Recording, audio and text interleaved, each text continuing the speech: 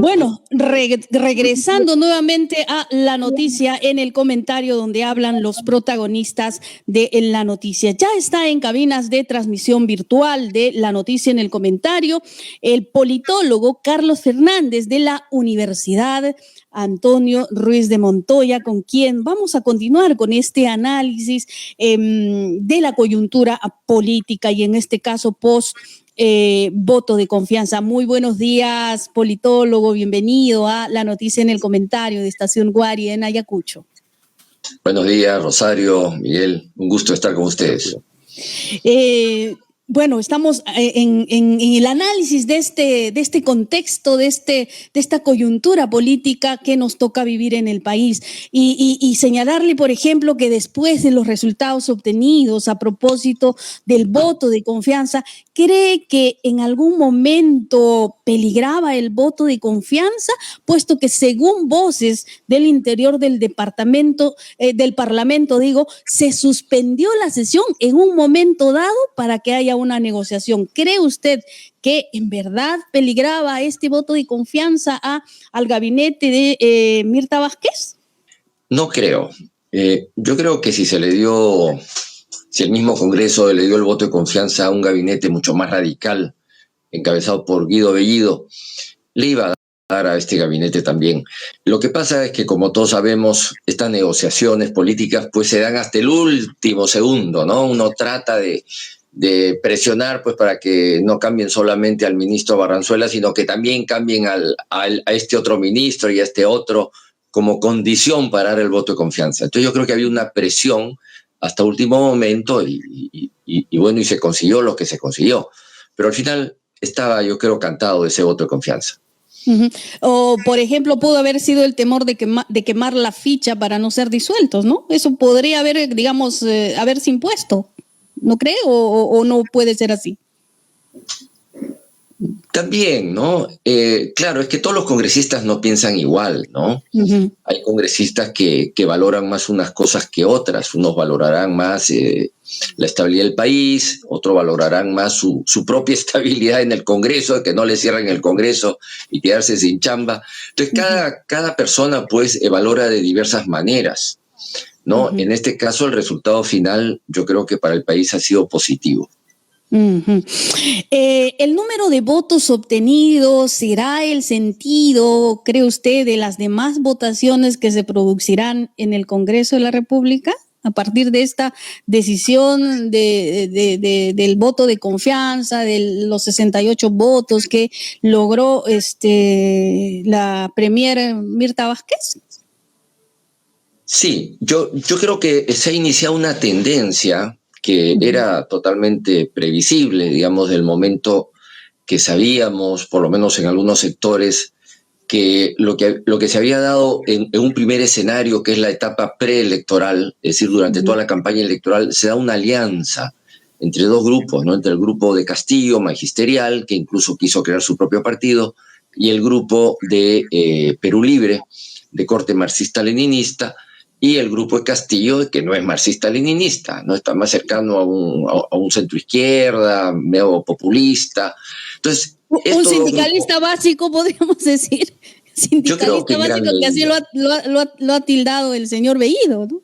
Claro, un sindicalista que había militado más de 15 años en Perú posible, digamos. Esa era su cantera política, ¿no? Entonces, eran dos grupos, y hace pocos días Cerrón lo ha declarado, que esta división que se ha dado siempre ha existido. Él dice que simplemente se ha oficializado, ¿no? Hay una editorial que ha salido, hasta en 2 diarios ha salido esta información, estas declaraciones del propio Cerrón.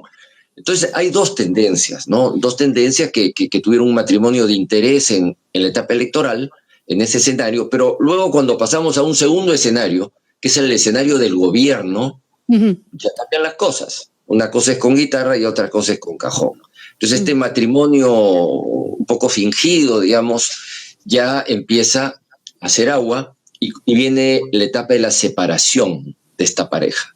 ¿no? Y como toda separación, pues es un poco tortuosa, hay ficciones, hay reclamos, ¿no? Hay ataques, en fin, se hacen daños, se arañan, y esa es la etapa en que estamos, ¿no? Hay un proceso de separación donde Castillo está formando su propio partido, está abriendo juego hacia otros sectores, hacia el centro político, y cuando hablo de centro político hablo de un espacio político integrado por el centro izquierda y el centro derecha. Son como dos caras de una misma medalla, ¿no? El centro político. Entonces me da la impresión de que Castillo está corriéndose hacia ese centro izquierda, que probablemente fue su espacio natural cuando estuvo en Perú Posible, ¿no? En Perú Posible había un ala también de centro izquierda. Estaba Henry Piz, por ejemplo, que había sido candidato a la presidencia de Izquierda Unida. Sí, había un sector progresista en Perú Posible, del cual proviene Castillo. Entonces, me da la impresión que sí, efectivamente, estamos ya en un segundo gobierno, una segunda etapa. Este gobierno está empezando un nuevo gobierno, donde el presidente Castillo, a través de Mirta Vázquez y los nuevos ministros, van a tratar de generar alianzas con los grupos de centro que existen en el Congreso para poder llevar adelante una serie de reformas por las cuales el pueblo ha votado por él. ¿Gana o pierde Castillo con este fraccionamiento de su grupo? ¿Cómo lo evalúa? Yo creo que gana, ¿no? En la votación 16-19, me parece, le da una mayoría. Quien va a quedar en minoría absoluta es Cerrón, ya está en minoría. O sea, si tenía una bancada pequeña de 37, bueno, ahora le van a quedar 16. En cambio, Castillo, yo creo que a través de una política de alianzas inteligente va a poder ampliar su votación, ¿no? Va a poder, llegar a acuerdos para hacerse estas reformas fundamentales para el país, para el pueblo peruano, como es la reforma de salud, como es Internet, como es agua y desagüe, etcétera, etcétera, cosas urgentes. Yo creo que con sectores como, Juntos por el Perú, como el Partido Morado, sectores importantes de Acción Popular o de Alianza para el Progreso, etcétera, yo creo que juntando todos esos votos se le puede dar estabilidad al país y aprobar las reformas, porque por eso se ha votado por Castillo, para que haga cambios en nuestro país. Exacto. Sí. Politólogo, ¿en algún momento vamos a salir de toda esta improvisación? No de ahora, desde un par de años. Tuvimos a PPK, no nos gustó, venga Vizcarra, no nos gustó Merino, Sagasti llegó y ahora tenemos un presidente que también está jugando y si no nos gusta lo sacaremos. ¿Qué visión tiene hacia el futuro de la política en el Perú? Porque el ciudadano lo necesita. Este tema de la improvisación me trae recuerdos, por eso sonrío. Hace más de 10 años escribí un artículo sobre este tema, sobre la improvisación. Y lo que planteaba en ese momento, creo que al gobierno de Toledo, es que en el Perú siempre ha habido improvisación. Es un mal endémico de casi todos los grupos políticos. La diferencia es que unos improvisan bien, otros improvisan regular y otros improvisan mal, ¿no? Entonces, si tú nombras a un ministro de buen nivel, obviamente ese ministro de buen nivel, sus amigos, su entorno también es de buen nivel. Entonces tú le dices, tú vas a hacer, lo llamas un día anterior, decirle, oye, ¿quieres ser ministro, sí o no? Tienes 24 horas para responderme. Así funciona a veces. O le dan 48 horas. Tú dices, sí, ya. Entonces lo nombran ministro de Educación, pero como él es un buen técnico, un buen profesional de educación, está rodeado de técnicos buenos, conoce gente joven también muy buena, entonces va a armar un equipo rápidamente de gente de buen nivel y va a armar un plan estratégico, un plan de gobierno también más o menos de buen nivel, porque ya sabe, no es que se va a poner a estudiar el tema, es un experto en la materia. Entonces te va a organizar un ministerio más o menos bueno y una buena gestión. Ahora, si tú nombras a una persona que no conoce el tema, como es el caso de varios ministros que estamos viendo, está rodeado de gente, por supuesto, que tampoco conoce el tema, porque si tu especialidad es, gestión pedagógica en primaria y te nombran ministro de Transportes y Comunicaciones, obviamente tu entorno no es de expertos y no conoces a los mejores de esa área. Entonces vas a tener muchos problemas en crear un equipo y un plan de cierto nivel. Entonces tu improvisación pues va a ser mala. Y quienes Esa perdemos sería, somos todos, y quienes perdemos así somos es. todos los peruanos. Politólogo, ¿se puede hablar realmente del fujicerronismo o es solo una broma de mal gusto? ¿Hay sustento para decir que hay un fujicerronismo? ¿Cuál es su punto, digamos, de encuentro entre ambos, entre estos extremos que ya estamos viendo? ¿Se puede hablar? Yo creo que es un ¿Ya término, es? fujicerronismo es un término de lucha política, digamos, ¿no? Digamos, han coincidido en estas votaciones, como pueden coincidir en otras. Yo creo que todavía no se puede hablar de un fujicerronismo, se podría hablar de una tendencia hacia eso, pero a mí me da la impresión que lo que ha querido hacer Cerrón es presionar hasta el final a Castillo para que, digamos, le dé una cuota de poder o le renueve una cuota de poder que ha perdido, porque Cerrón en realidad ha perdido la mesa directiva del Congreso, fue un primer error estratégico, y su segundo error estratégico es haber perdido la presidencia del Consejo de Ministros. Entonces ya perdió el control del Congreso, de su bancada, y ahora perdió el control también del Consejo de Ministros. Entonces ya la cuota de poder que tiene Cerrón en realidad es casi nula, ¿no? Ya su capacidad de influencia se ha disminuido enormemente, y Castillo empieza a tener ya las manos más libres para poder armar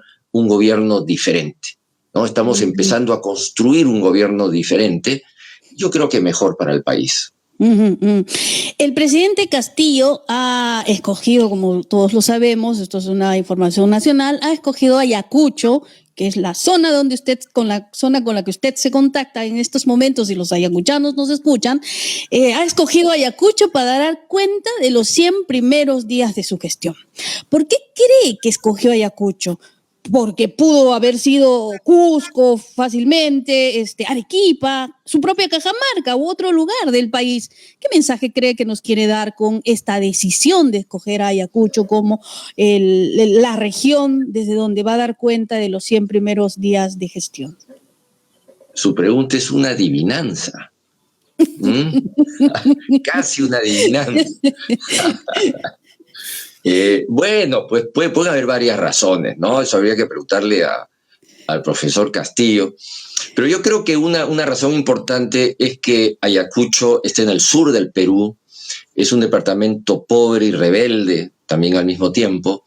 Entonces, ese sector del sur, ese sector pobre y rebelde del sur, ese sector izquierdoso del sur, es el que le ha dado el triunfo, ¿no? Entonces, él cree que ese es su espacio natural y del cual él da sus mensajes al país, ¿no? Y yo creo que también para los ayacuchanos, pues, les debe caer bien de que el presidente de la República, pues, llegue a su departamento y desde ahí se dirija al resto del país. Yo creo que esa podría ser una de las razones. Claro, y si no cumple con los cambios que ha prometido, a Ayacucho no le va a caer bien, para nada, en absoluto. Así que, sí, pues.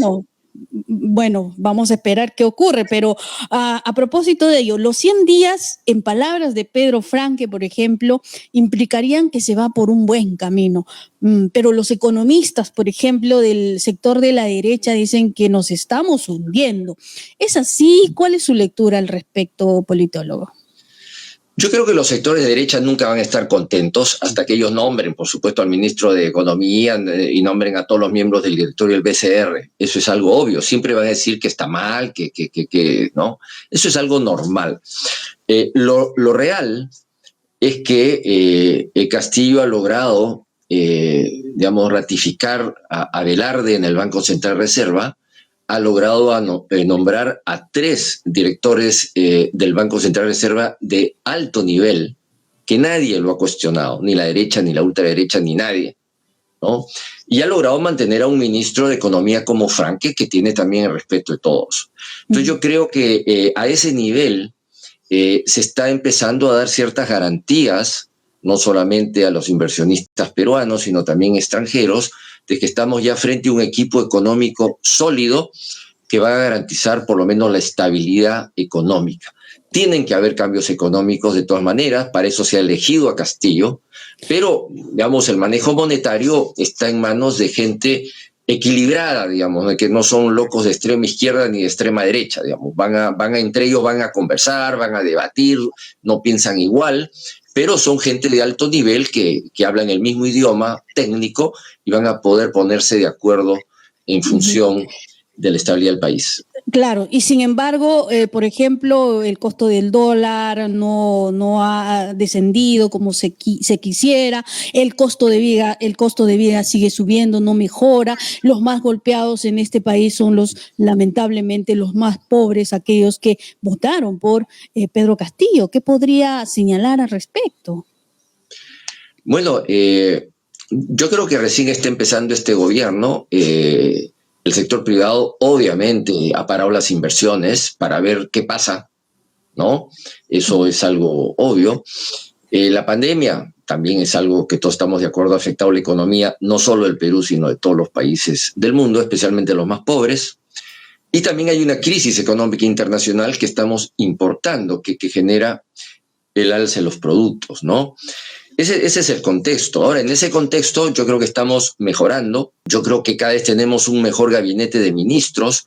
Este es un gobierno en construcción, o sea que recién estamos empezando a construir un gobierno que represente a diversos sectores que han votado por Pedro Castillo, ¿no? Y yo creo que vamos mejorando, ¿no? Porque en la vida uno puede ir mejorando, se puede estacionar, estancar o puede retroceder. Claro, pero el silencio del presidente, por ejemplo, hace que muchos le digan, no tenemos presidente, necesitamos un presidente. Por ejemplo, eso ha ocurrido a lo largo de este tiempo. No hay, digamos, diálogo con la prensa, que eso, por ejemplo, ha sido un problema antes. Obviamente, la decisión de designar a la actual premier, Mirta Vázquez, había encuentros y desencuentros, enfrentamientos con la prensa, por ejemplo, ¿no? O sea, no querían en absoluto para el acercamiento de la prensa. Normalmente los gremios han ido pronunciando a lo largo de este tiempo. Sin embargo, se le llama a dejar de estar en silencio. ¿Qué opina al respecto? Yo creo que hay dos razones, fundamentalmente, entre varias, por supuesto. Pero una de ellas es que este conflicto entre la visión marxista-leninista de Cerrón y la visión reformista, digamos, de Castillo, hay diferencias. No es el mismo proyecto ni político ni económico. Entonces, hasta la caída de Bellido, yo creo que había un conflicto entre estas dos visiones, entre el ideario de Perú Posible y ya el plan bicentenario y los nuevos planes que se estaban creando bajo la influencia ya de otros sectores, ¿no? Como es el sector de Juntos por el Perú, de Nuevo Perú, y otros sectores de profesionales, progresistas que también han estado alimentando y siguen de cierta medida alimentando de propuestas al Poder Ejecutivo. Entonces se está ampliando, digamos, el número de actores de los sectores de izquierda, centroizquierda y progresistas que empiezan a incorporarse poco a poco a este gobierno y a desplazar, ¿no? Del Poder Ejecutivo a los sectores serronistas. Entonces este conflicto entre estas dos visiones, yo creo que es una de las razones por las cuales probablemente, porque aquí tenemos que adivinar un poco, Castillo pues no hablaba mucho, porque cuando en una pareja pues hay discusiones, se llevan mal, se están jalando las mechas, no provoca ver a gente, invitar a tu casa, conversar, hablar, no te provoca mucho lavar los trapitos sucios, ¿no? Yo creo que los trapitos sucios ya se están lavando en casa. Es una razón, ¿no? Una razón que podría explicar en parte este silencio. Y la segunda es que este presidente también es un presidente que nunca pensó ser presidente, ni siquiera Cerrón pensó que iban a ganar, lo acaba de declarar Vladimir Cerrón hace poco. Ellos lo que querían era pasar la valla electoral, no perder poner congresistas y ya, ¿no? Y poner congresistas y punto. Y Castillo, bueno, era un candidato que no tenían ninguna ilusión en que iba a ganar. Entonces no se prepararon para hacer gobierno. Entonces todo esto es sumamente improvisado, es cierto. Y Castillo tampoco es una persona pues que tiene experiencia de gobierno, no ha sido alcalde, presidente regional, congresista, o sea, no tiene experiencia en gestión pública, no conoce muchos profesionales, el mundo académico tampoco, entonces recién está empezando a conocer, ¿no? Entonces, claro, ese silencio también se explica por ello. Perfecto. Muchísimas gracias, politólogo. Hemos llegado ya a la parte final del programa. Ha sido un grato momento de conversar con usted, obviamente desde una visión desde la academia concretamente. Muchísimas gracias, como siempre, a la Universidad Antonio Ruiz de Montoya. Gracias, politólogo. Hasta cualquier momento. Esperamos tenerlo siempre. Muchas gracias.